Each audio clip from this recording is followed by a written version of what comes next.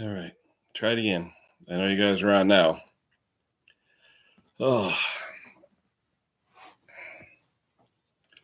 just got done working on one of those tillers. I am going to, from now on, say no to cheap equipment because you end up spending more time, more money. It's ridiculous. And I always, hey, Ben, how you doing, buddy? You spend more time on the cheap equipment, and especially when it's for a friend. Now, what do you charge them?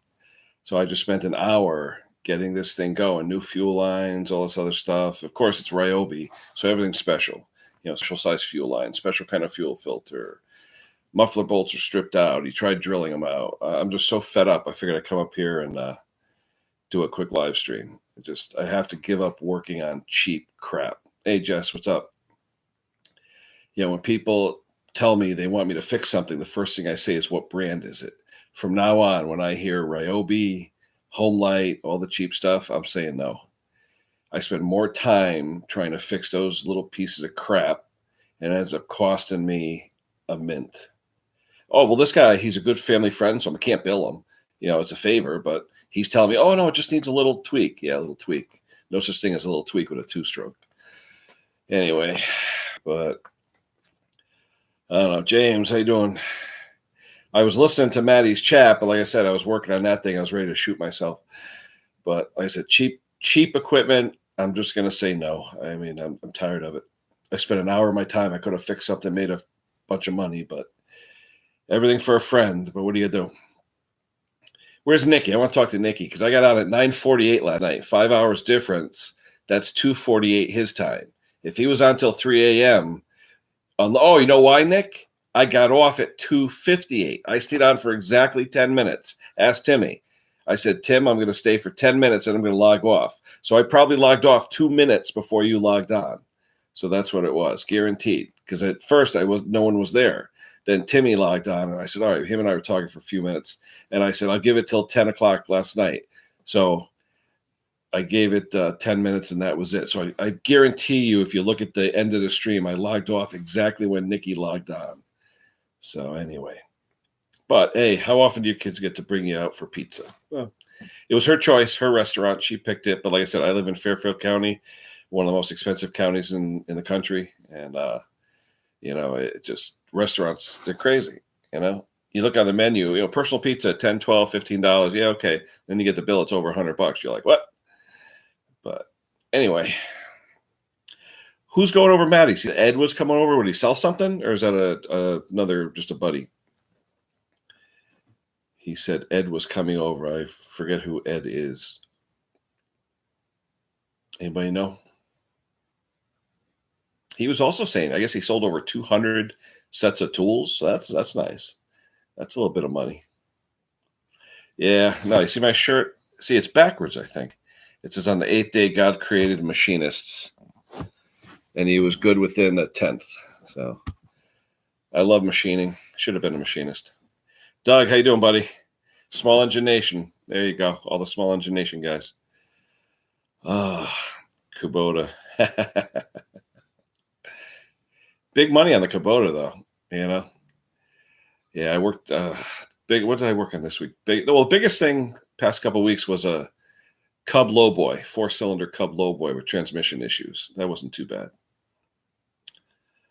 But there you go. I guarantee you I missed you by a minute, Nick, because I signed off. It was literally like 10 o'clock my time, which is 3 a.m. your time. So I guarantee you we missed each other by about a minute. Guaranteed. So, commercial 25. What is it? Bogging under a load. Is the governor adjusted properly? Well, number one, is it good fuel in it? Because bad fuel causes problems too. But 25 commercial Briggs. I'm trying to think. They had carburetor issues on those too. There's little O-rings inside the carburetors. I believe it's the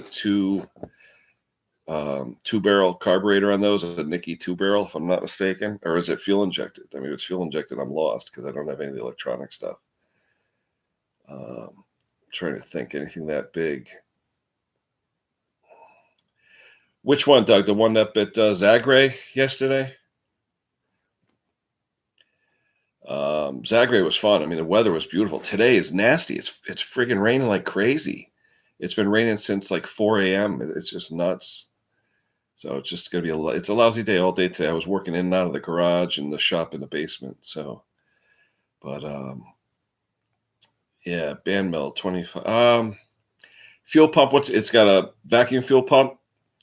Those usually sometimes they go bad. You could put a Dixie cup next to it and crank the engine and see if it's pumping out. How many hours on it, Bob? I mean, a lot of hours on it, or has it always been bogging, or what? Because the first thing I would say is governor. Adjust the governor correctly. It's pumping. Is it the 2-barrel Nicky carburetor? Because the 2-barrel Nickies, they had a problem inside. The jet holder had O-rings that would swell and they would fall out. So if it's the 2-barrel Nicky, I would check that carburetor. Go online. There's some things on it for the 2-barrel Nicky carburetor. I'm just not sure on that 25. If you send me the model, type, and code off of it, I could look it up and see if there was any problems with those. But I know on the other twins, the 19, 20, 21 horsepower, the Nicky carburetors, like I said, something. I know it's ethanol free, but sometimes the O-rings inside, they react with who knows what. So, but like I said, give me the information, the model, type, and code, and I'll see if I can help you out. Like I said, working on cheap equipment, not for me anymore. I tell you, I got to. But like I said, it's for friends. Yeah, he actually works with me at the same place I work, and he texted me at work, and he said, "Oh, would you mind looking at it? It's a Ryobi 410R, which is a 32cc, homeowner tiller." Gave it to a friend. Friend borrowed it. He did something to it, so he tried tightening the muffler. I don't know. He stripped the muffler bolt. So he goes in there with a drill, drills at a slight angle or whatever. So now that's in trouble. It was just a nightmare. Yeah.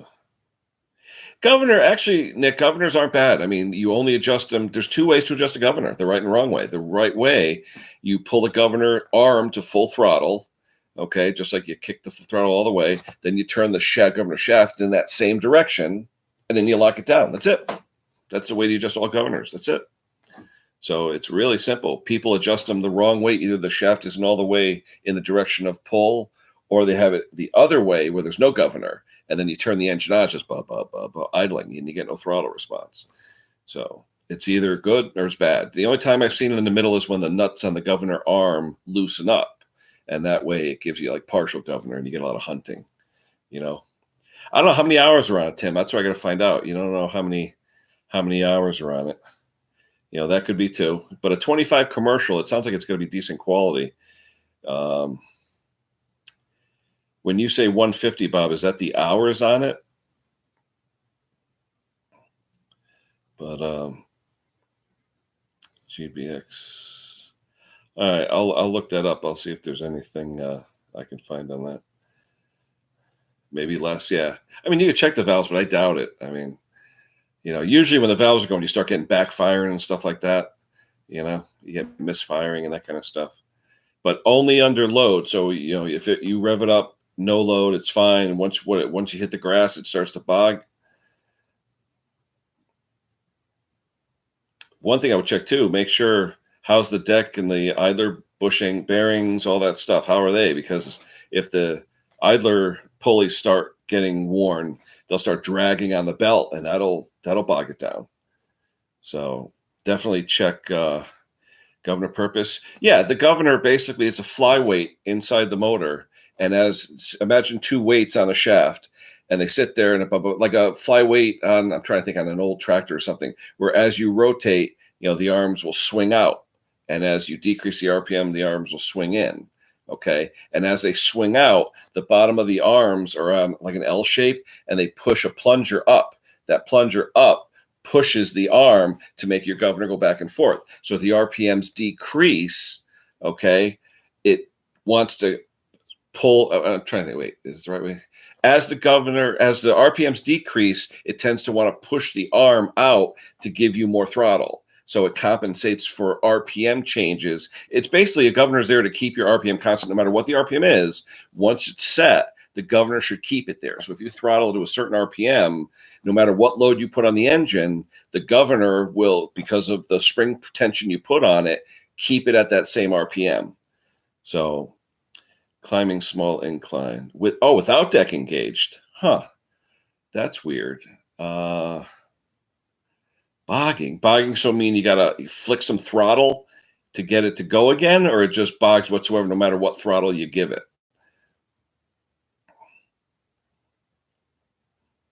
That's kind of strange. I'm assuming it's a hydro, right?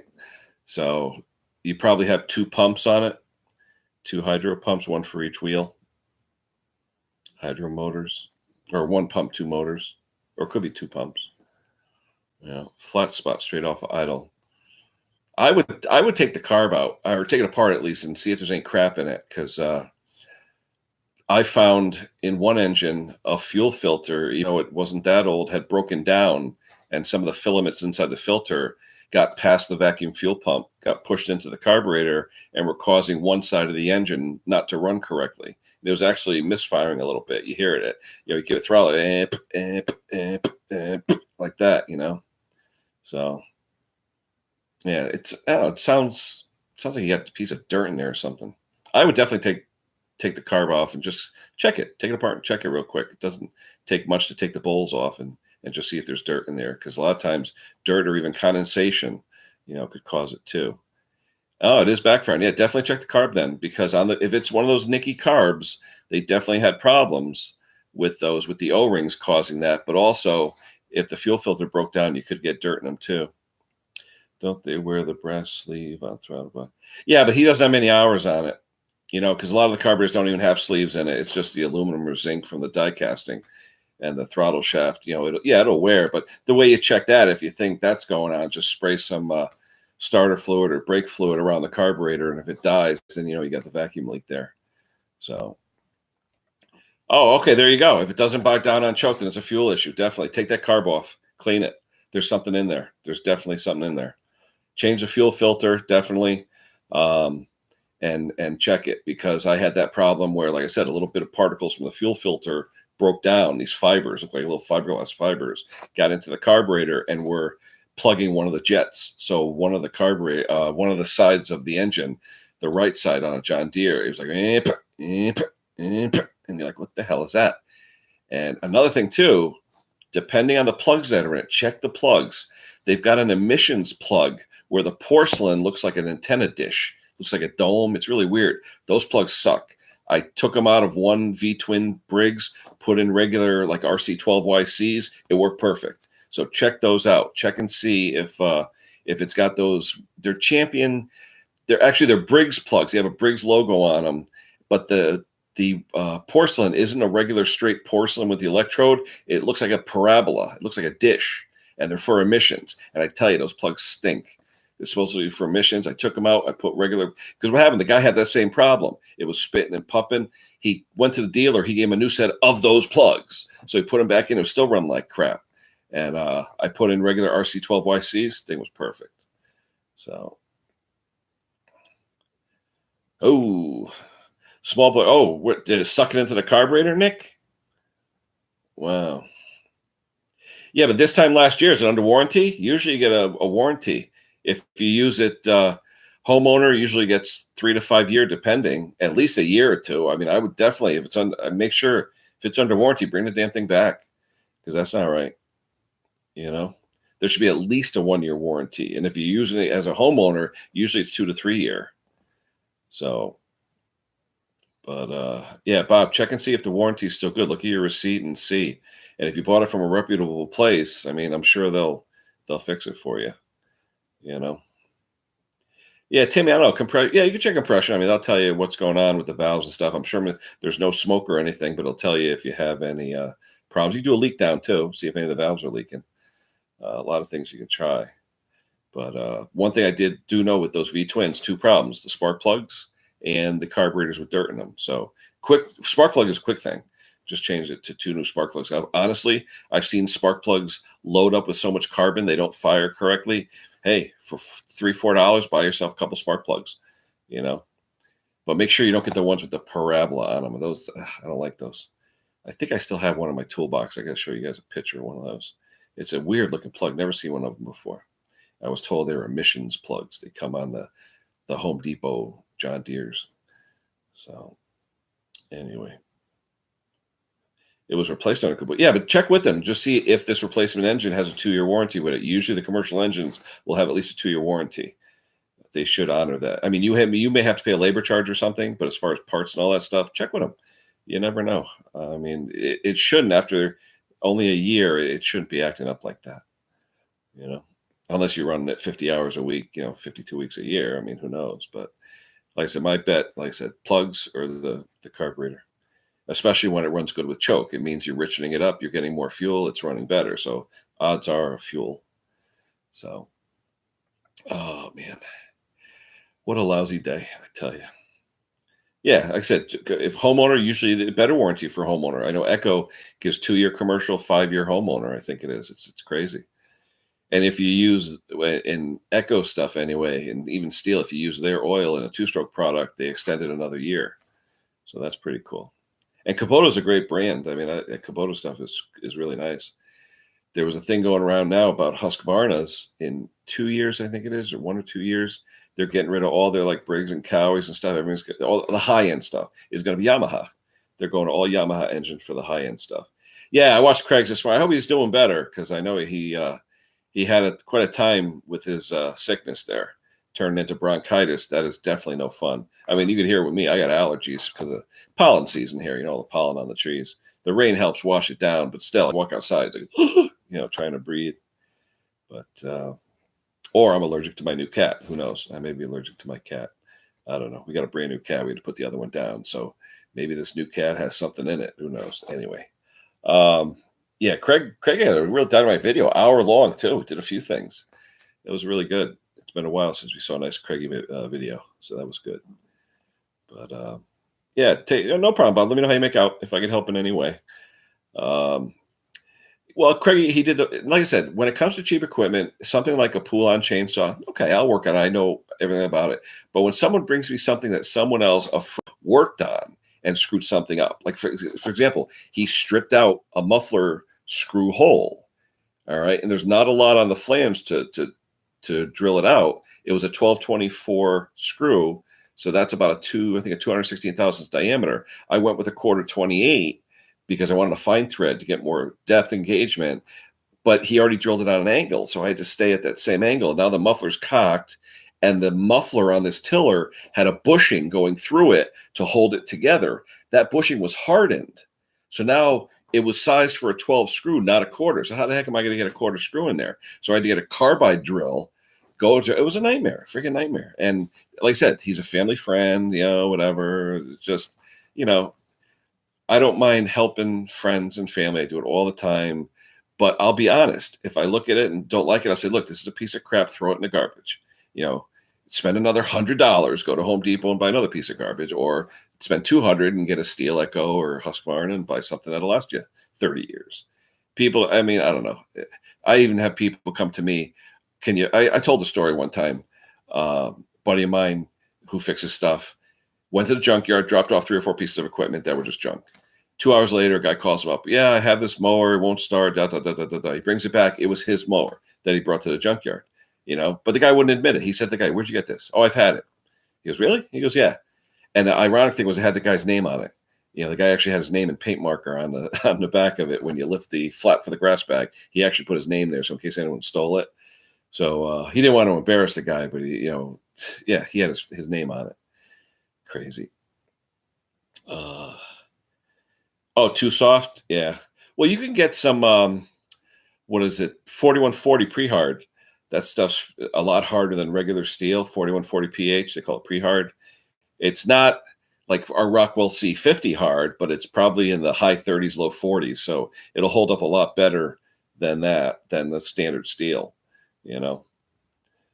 But oh yeah, all my tools I'll put on there stolen from Kenny Wyman. And they'll that way if anyone ever sees it. We used to do that when we were kids, because back in high school, the big thing was tools. We all had big toolboxes and all, whoever had the biggest rollaway and all that stuff. But tools are expensive even back then. So You got to watch. And a lot of guys, they'll take their power equipment and they'll take like a red spray can and they'll put like marks on it with weird color spray paint, purple spray paint, stuff like that, just so that if someone looks at it, they're not going to steal it because they see it's all purple.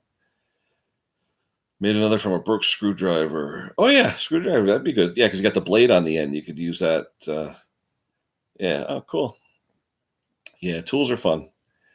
Like making them, designing them, using them. Tools are fun. But what's Maddie doing with this guy Ed? Is it a chainsaw deal or what? I know he said he was going out in the backyard to meet somebody named Ed. I wonder if it's a tool sale or a saw sale or what. Interesting to find out. 2 weeks and counting, actually less than 2 weeks before the get together. So the 346, Nikki, I was looking at your info. One thing I wanted to ask you, Nick, that little aluminum plate on the side of the 262, it looks like a tool compartment or something to hold, I don't know what. It's an actual, plate, aluminum plate, bent to fit on the handle with a little screw. I'm just wondering what that is, you know? But I've never seen that. I looked up some 262s online, and I think you said it was 1995 by the numbers that were on the tag. But like I said, no scores in the piston. Yeah, it's actually inside the handle, Nick. It's molded. There's two actual. I'll take a picture. There's two compartments in there. They're about a half inch up, half inch high, about 2 or 3 inches wide. So you can stick something in there. I don't know, a piece of paper. I don't know. I don't know. But I don't know. We'll see. Yeah, visit Nikki's page, Bob. He's got, I think, about 200 videos. Just click on his icon there in the chat. It'll take you right to his page. Then you can bookmark it. But yeah, Nikki's got a bunch of good stuff on there. Where's Two Stroke been? I haven't seen him lately from New Zealand. I usually see him on here. I know he put out a video last week working on a few things. Yeah, Two Stroke usually visits all the time. I haven't seen him. And a couple other chainsaw guys I haven't seen. But we'll see. I think New Zealand, if I'm not mistaken, is like 10 hours difference. So I think it's probably around midnight there now. But yeah, so like I said, with the rain, it's just nasty out. I've got a tractor on a trailer I got to put in a driveway. I got another tractor waiting. I got the Skag waiting. It's just, yesterday would have been the day to work on stuff, but you know what? I treated myself. I went to the Zagre show. I picked up the saws. I enjoyed myself. Had a good time. Had lunch with a friend. It was fun. You see all the buddies, your tractor buddies that you see once or twice a year at the shows. So yeah, I tell you, young guy. I think he looks like he's about 16, 17 years old. So definitely, but like he said, very expensive in New Zealand to buy stuff, especially Husqvarna's. The saws are like double, triple what they are here. That's crazy, you know.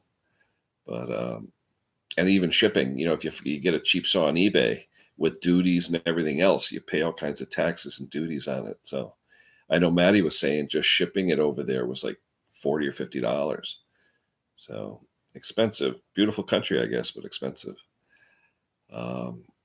What else is going on?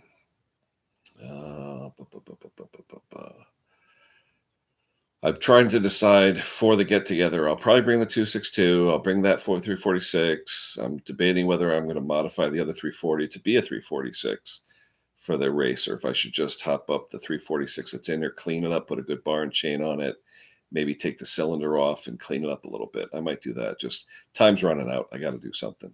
But I was just curious, Nick, you might know the 346 XP with the primer bulb. Is that an emissions saw? I didn't look at the carburetor yet, but I know the newer ones, it was a 2007, you said, had the primer bulb on it. I'm just curious. The small steels. Wow, that's crazy. 5 to 700. Oh my God. That's nuts.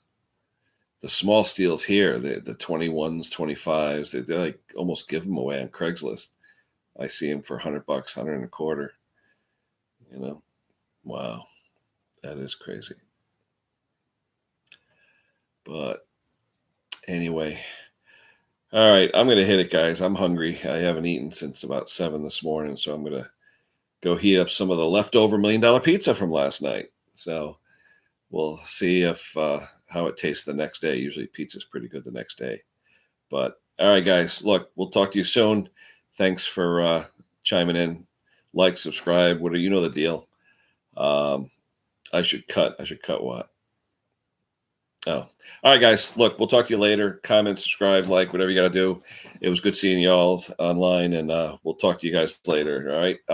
Trying to get some more content this week. If the weather holds out, I'll make some videos on more things like I did last week. Everybody liked the RJ58 video, the video I did at Zagre. So I'll try and do more content. Live streams are fun. Don't get me wrong, but I'm going to do some more content because I got to get more subscribers. So, all right, guys. Well, all right.